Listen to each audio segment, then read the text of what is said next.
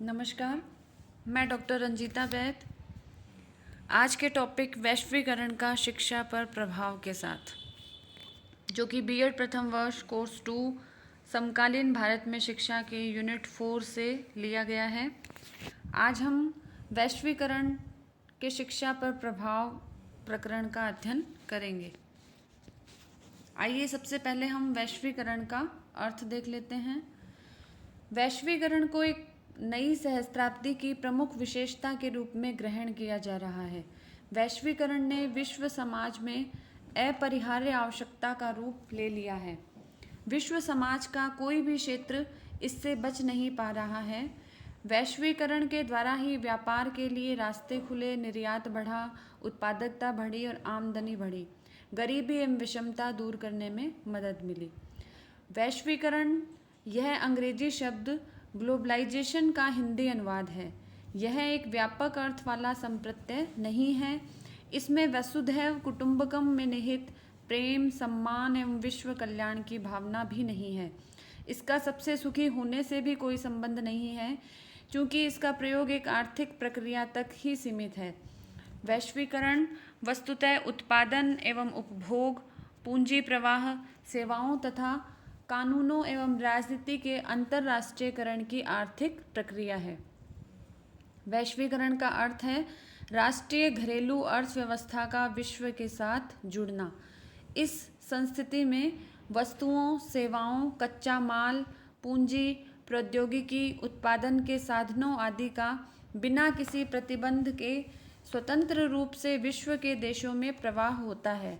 परिणाम स्वरूप किसी भी औद्योगिक इकाई के लिए कोई भी सुरक्षित घरेलू बाजार नहीं रह जाता, बल्कि उसे बाजार के लिए विश्व की औद्योगिक इकाइयों के साथ प्रतियोगिता करनी पड़ती है।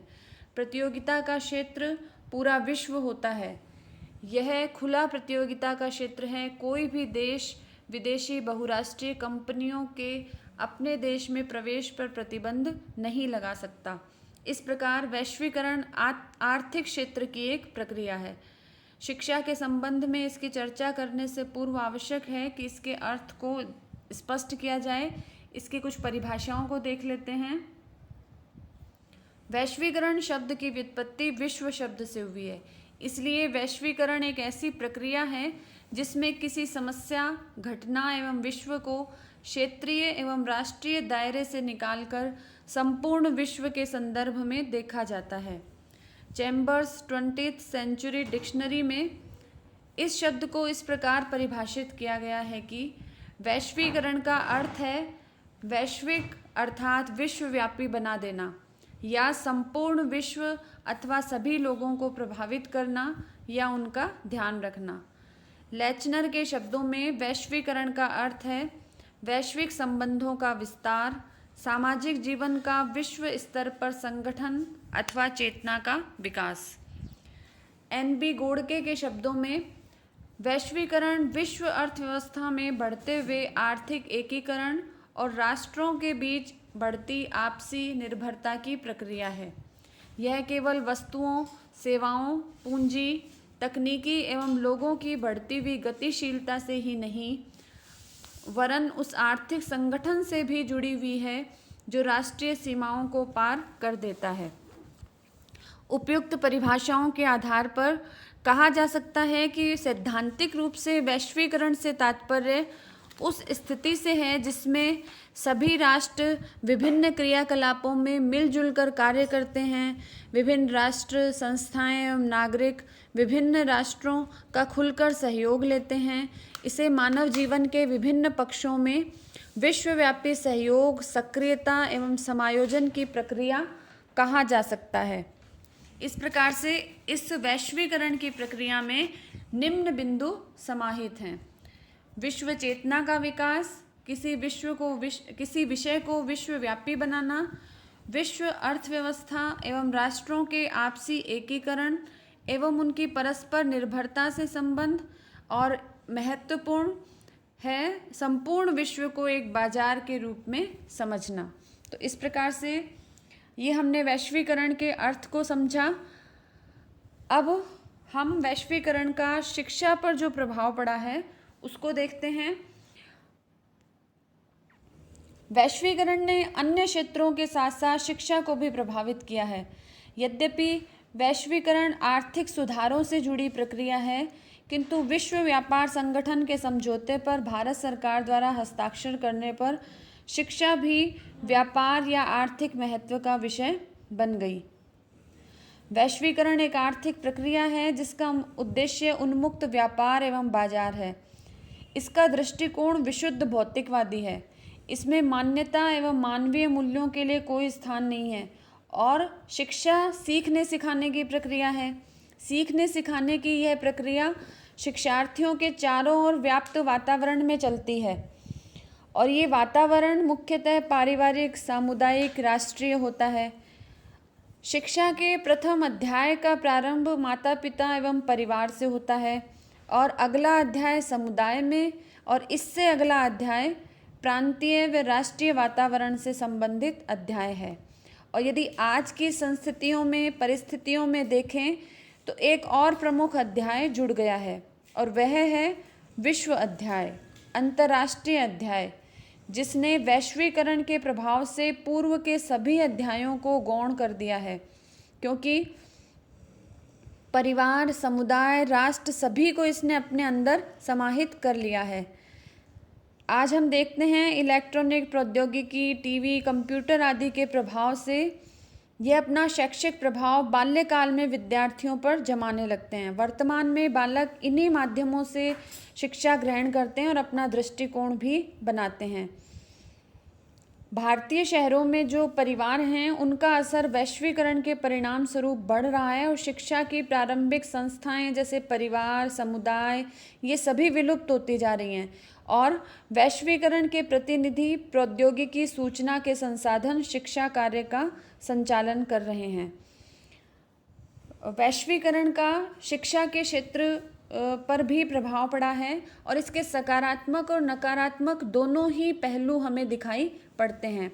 आइए पहले वैश्वीकरण के नकारात्मक प्रभावों पर चर्चा कर लेते हैं। वैश्वीकरण का पहला प्रभाव जो है वो शिक्षा संस्थानों पर पड़ा है। वैश्वीकरण के प्रभाव से जो विद्यालय है या शिक्षा के औपचारिक केंद्र हैं उन पर इसका स्पष्ट प्रभाव दिखाई दे रहा है। शैक्षिक संस्थान के ये मूल्यों, आदर्शों एवं ज्ञान के केंद्र ही नहीं हैं, यह व्यवसाय के केंद्र बन चुके हैं। प्रारंभिक शिक्षा से लेकर उच्च एवं व्यावसायिक शिक्षा तक के विद्यालय, महाविद्यालय, विश्वविद्यालय एवं व्यावसायिक संस्थानों के खोलने के पीछे मुख्य उद्देश्य पैसा कमाना रहा है। इन संस्थानों में कुछ विशेष क्रियाकलापों पर ज़्यादा ध्यान दिया जाता है और वांछित मानवीय संसाधन के रूप में यहाँ पर असली शिक्षा, वास्तविक शिक्षा उपलब्ध नहीं है।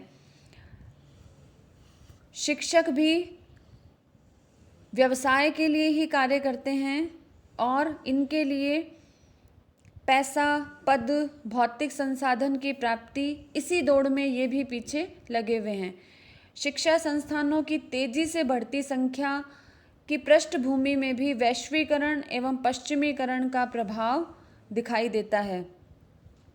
इनका उद्देश्य पैसा कमाना ही रहा है, जो कि एक भौतिकवादी उद्देश्य है, जिसकी पूर्ति यह संस्थान माता पिता एवं शिक्षार्थियों को भौतिक सुख सुविधा प्रदान कर उन्हें प्रमाण पत्र प्रदान करते हैं और राष्ट्र, समाज एवं संस्कृति से इनका कोई लेना देना नहीं है। वैश्वीकरण का जो दूसरा प्रभाव है वह है विदेशी शिक्षा एवं संस्थाओं का प्रवेश। आज वैश्वीकरण के प्रभाव से हम देखते हैं कि विदेशी मोहर के संस्थान तेजी से प्रवेश करते जा रहे हैं।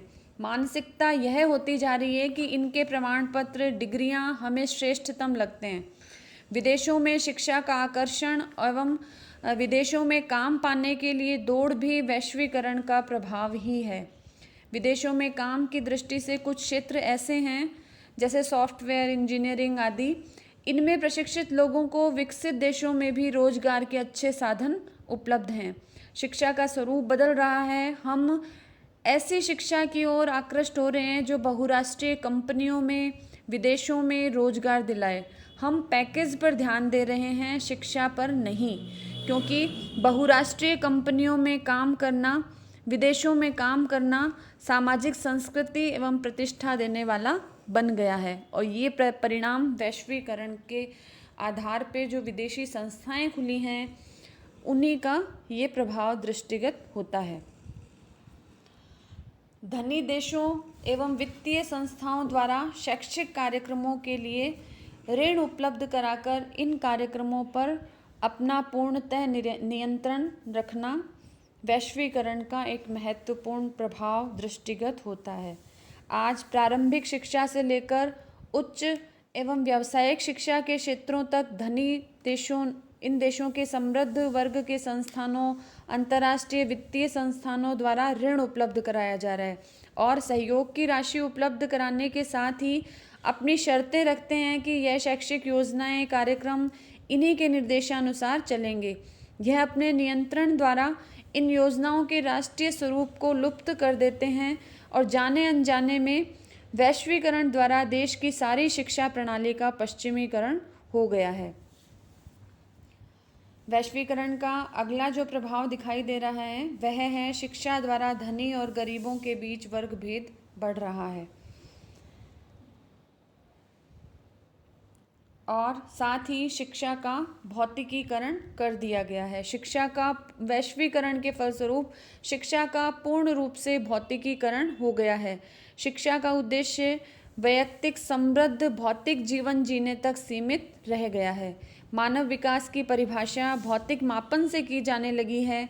स्नेह, सद्भाव, सहयोग, सेवा, आत्मविकास आदि के उद्देश्य अब मात्र पुस्तकों तक ही सीमित रह गए हैं। शैक्षिक संस्थान व्यवसाय केंद्रीय शिक्षा व्यवसाय केंद्र एवं शिक्षा के ही व्यवसाय बन गए हैं। शिक्षण विधियों में मानवीय संसाधनों की अपेक्षा भौतिक और इलेक्ट्रॉनिक माध्यमों का ज़्यादा प्रयोग हो रहा है। शिक्षण विषयों में भी भौतिक जगत के विषयों का ही सर्वोच्च स्थान है।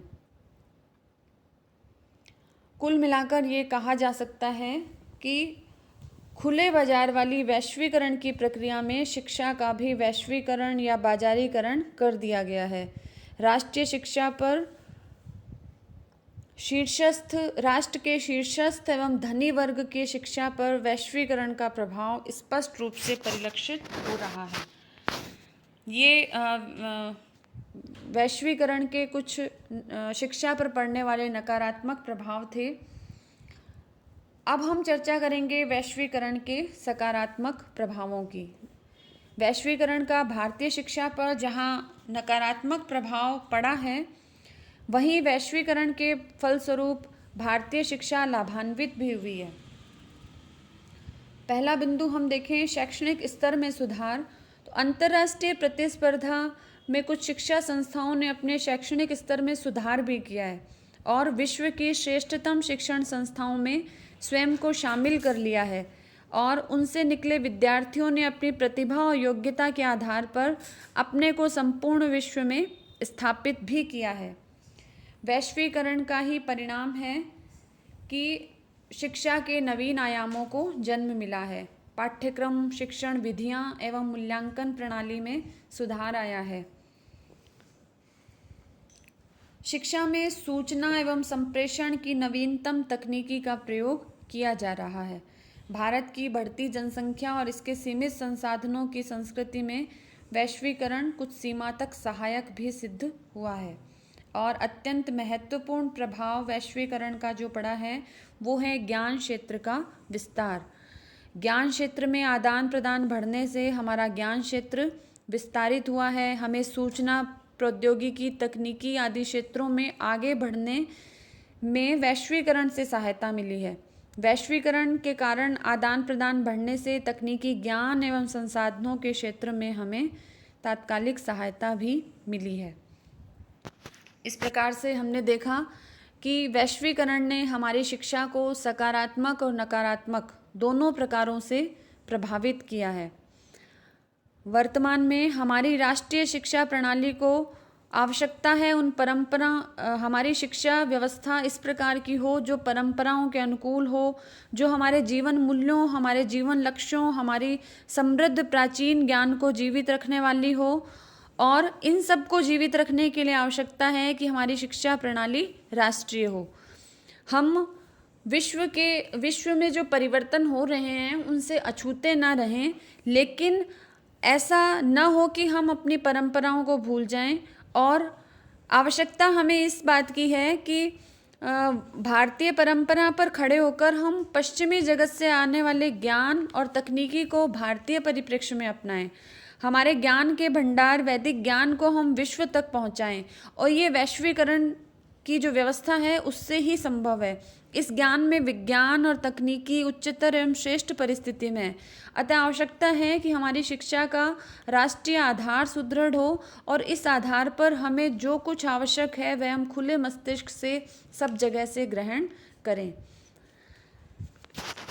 इस प्रकार से यह कुछ प्रयास था वैश्वीकरण के अर्थ और वैश्वीकरण का शिक्षा पर प्रभाव जो पड़ा है उसको बताने का। आपको यदि ये वीडियो अच्छा लगे तो इसे प्लीज़ लाइक और सब्सक्राइब कीजिएगा। धन्यवाद।